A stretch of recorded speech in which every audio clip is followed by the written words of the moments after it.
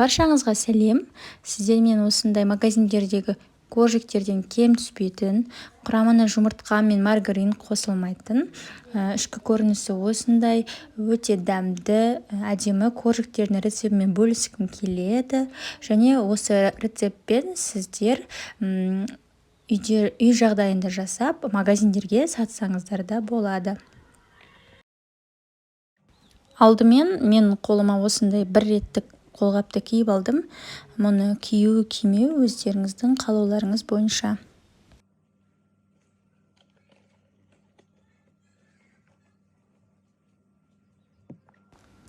Алдымен осындай ыдысты аламыз және осы ыдысқа айранымызды өлшеп құйып аламыз.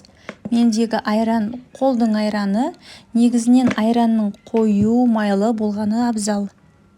Және де бір жарым шай қасық ас содасын қосып, жақсылап араластырамыз. Бізде айран мен сода реакцияға түседі.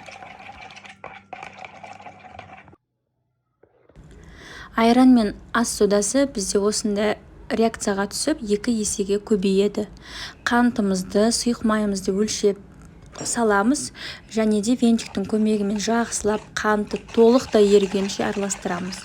Қанттың ерігенін ермегенін 2 саусақтың көмегімен осылай байқауымыз қажет. Ендігі кезекте алдын ала електен өткізілген ұнымызды және қамыр қопсытқышымызды салып, қамырымызды илеуге кірісеміз. Және қалауларыңыз бойынша ванилин де қоссаңыздар болады.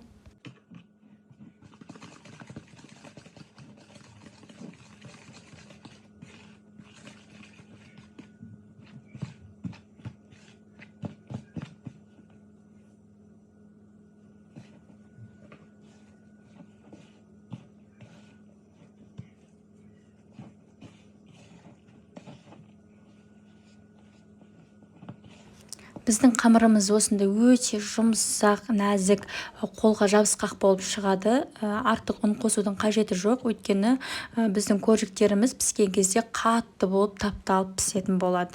Енді осындай ковриктің үстіне ұнды аямай себеміз, және де осы ұнның үстіне жаңа қамырымызды толықтай аударамыз.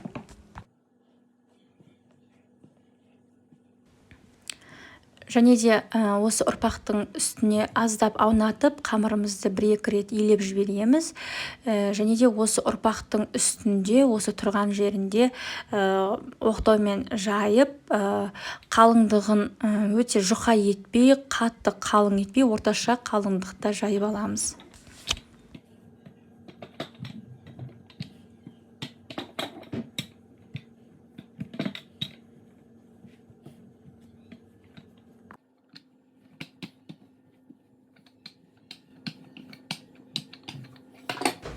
Енді жайылған қамырымызды осындай форманың көмегімен коржиктердің формасына келтіріп кесіп аламыз. Кондитерлік магазиндерде әртүрлі коржиктердің формалары сатылады. Осылай қамыр кескіш соларды алсаңыздар болады. Немесе үйдегі қолда бар формалармен кессеңіздер болады.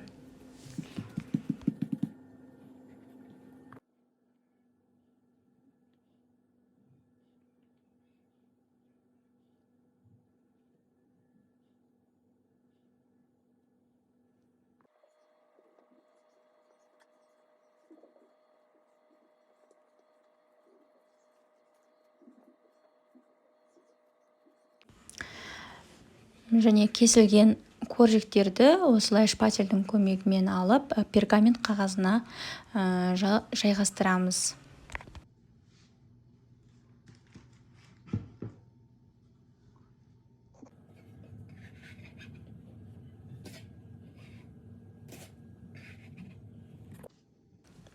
Және коржиктердің бетіне ешқандай да жұмыртқа жақпаймыз. Осылай айранды құйып, айранды жағып шығамыз.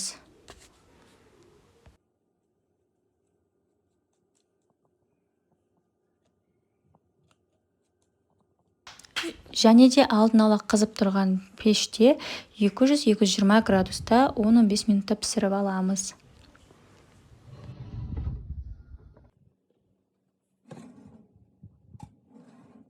міне біздің коржиктеріміз пісіп шықты. Сіздер де жасап көріңіздер, ас болсын.